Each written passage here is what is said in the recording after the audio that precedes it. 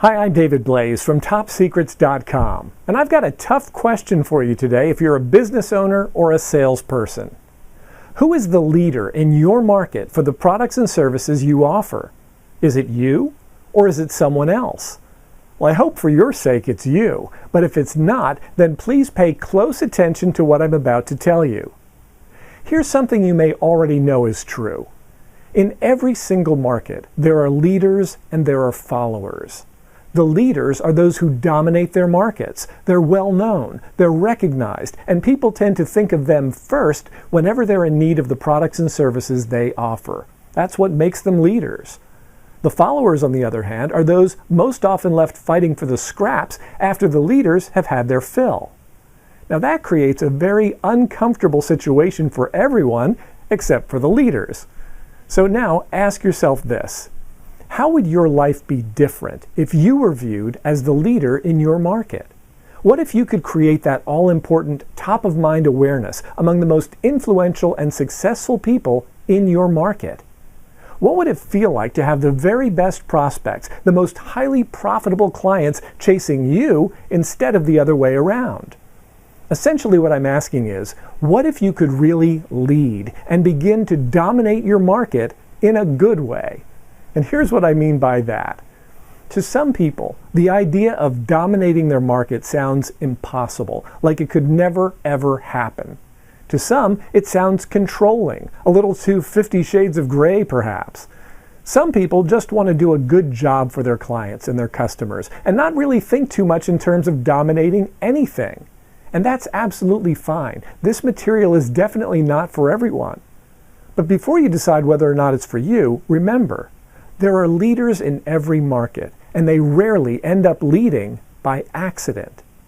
Regardless of your business or industry, there is very likely a company or two that leap to mind when prospects start thinking about buying the products or services that you offer.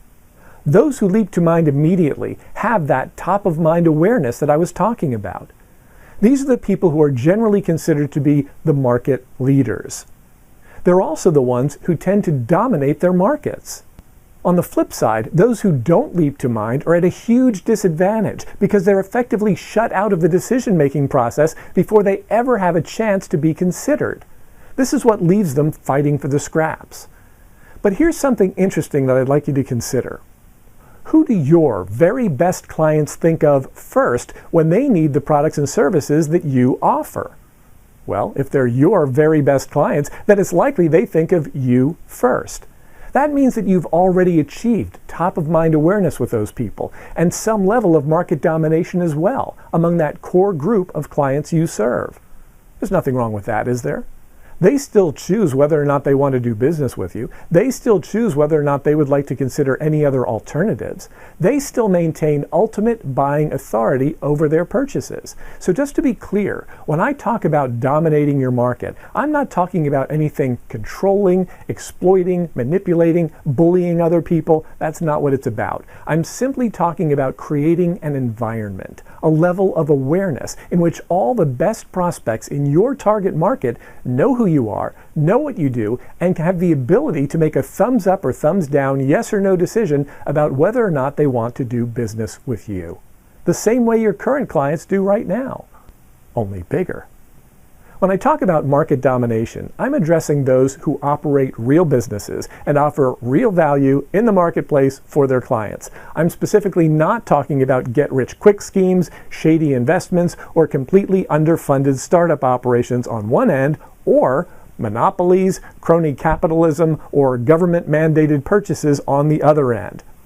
This material is designed for smart, focused, ethical business owners and salespeople who want to do well in the world by providing products, services, and solutions that actually help their customers. So if that's you, then consider this.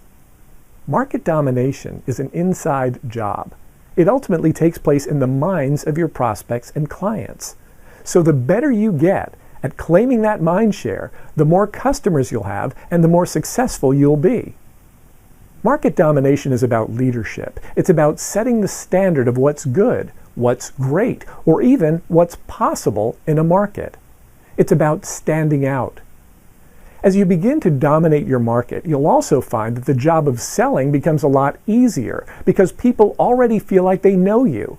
They recognize you as the expert, and they trust you to do the job they believe you're best suited to doing. When this happens, you're far less dependent on coercive, brute force selling tactics and hardcore closing techniques that everyone hates. So that means people will also tend to like you better. It means you're far more likely to get repeat business. And it also means your clients are far more likely to refer you to people they like, because no one ever wants to refer a pushy, obnoxious salesperson to someone they actually like. Is what I'm saying making sense so far? If so, then let's take a look at why so many professional, hardworking, conscientious business owners and salespeople who might have exceptional skills and exceptional products and services still fail to create that top-of-mind awareness and dominate their markets. If you're not currently leading your market or creating that level of awareness, if you ever feel like you're largely unknown or perhaps just an afterthought among the people that you really most need to reach, if new, high-value prospects aren't giving you the time of day because they don't know who you are, they don't know what you do, and they don't have any idea why they should even care, then that's a big problem. But it's not surprising, and it can be overcome. So here's the first problem we have to address. You're invisible, like a ghost, meaning the people who would most benefit from the products and services you offer don't even know you exist in many cases. You see, the world of sales and marketing has changed. Smilin' and dialin' will no longer cut it for most people. Typical approaches are no longer effective. Pushy salespeople are now the first to get pushed out, and manipulative closing techniques alienate more prospects than they convert. That means it's time to change the approach, to fit in with what's working now. It means not just doing what everyone else is doing, because those traditional, outdated approaches are no longer effective. They just don't work like they used to. So if you want to keep up, sell more of your products and services, and dominate your market, it's time to learn some new skills and some new approaches. Because if you don't catch up with the times, you will certainly get left behind. As you probably know, being successful in sales, or even business in general, is becoming much harder by the minute for some, while becoming far easier for others. But that's just part of the story. There are many hobbyists in business, people who just dabble and never take the time to get good at what they do. The bad news is that they give selling and small business owners a bad name. But the good news is that it's very easy to outperform them. That means you don't have to be the absolute pinnacle of performance to dominate. You just need to be better than average at creating awareness. So how do you become known in your market? In a recent podcast series, I talked about 3 levels of awareness: entry-level awareness, comfort-level awareness, and top-of-mind awareness. If you start from the premise that you're actually invisible, meaning that you're not known in your market and that many of your best prospects have absolutely no idea who you are or what you do, then it becomes clear that you have to create an environment in which that's no longer the case. This involves creating entry-level awareness, the type of awareness that simply lets people know you're alive, let them know you exist. Will they buy from you at that point? Probably not. Before that can happen, they need to feel comfortable with you. And comfort level awareness requires a different level of engagement. We don't have time to get into all the specifics of this in our brief time together today, but your own experience will tell you that if they don't know who you are, then they can't buy from you. And if they do know who you are, but they're not yet comfortable with you, then they won't buy from you. So if entry-level awareness is what allows them to know who you are, then comfort-level awareness is what lets them feel good enough about you to place that all-important first order with you. Beyond that, top-of-mind awareness is what's required to create that environment in which the best prospects for your products and services can easily decide whether or not they want to do business with you. Remember, those who succeed in creating top-of-mind awareness in their markets dominate, while those who don't are left fighting for the scraps.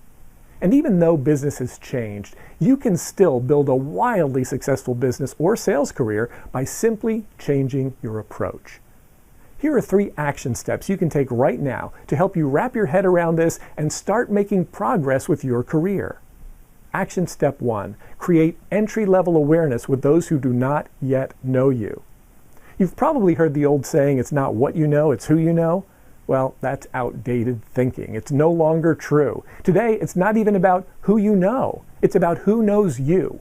If a prospect knows you exist, knows what you do, knows you're good at it, and knows they want to do business with you, they can get in touch and buy from you, regardless of whether or not you know them. So it's less about who you know, and it's more about who knows you.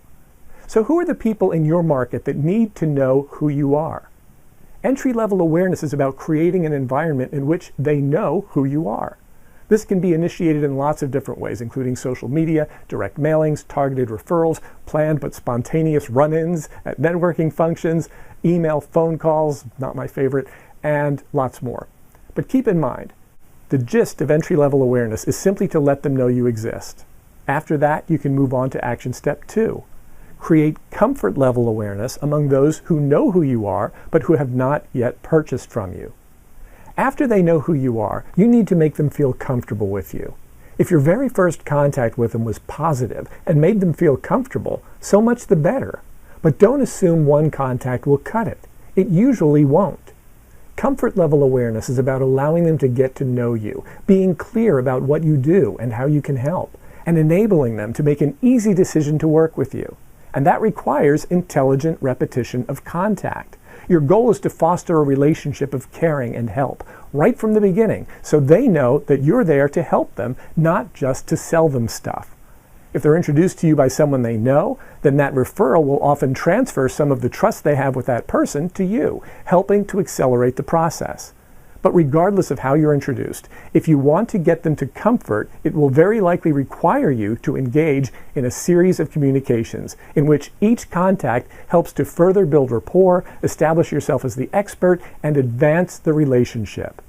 Obviously, moving someone from recognition to comfort requires a style and level of communication that's very different than when we're just meeting someone for the first time. It's far more intimate. That's why achieving this second level of awareness, comfort level, is so important. And a great way to get them comfortable is to move to action step 3.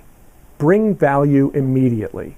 Before they ever spend a dime with you, your prospects have to have a crystal clear idea of the value you bring to the table. What is it you provide better and differently than every other option available to them? Naturally, you have to convey the value of what you're selling, but before you can even do that, you have to create value in each communication. Is what you're saying valuable to them? Does it help them, inspire them, give them ideas? More importantly, does it position you as the expert and demonstrate that their time is well spent in your company? If not, it will be nearly impossible to dominate. In every interaction, whether in person, on the phone, via email, text, or social media, be sure to deliver value and let them know how you can help them. Demonstrate that you know your stuff while showing that you care about them. Ask better and deeper questions and listen carefully to what they have to say. This will give you better answers to what they need and want, which will provide you with deeper knowledge about how you can help them. The best prospects will notice this, and they'll appreciate your efforts by giving you their business. So is that it? Is market domination that simple? No, not quite. But these are a few good starting points. You know, most people fail to lead or dominate their markets not because they're doing it wrong, but because it never even occurred to them, so they don't even try.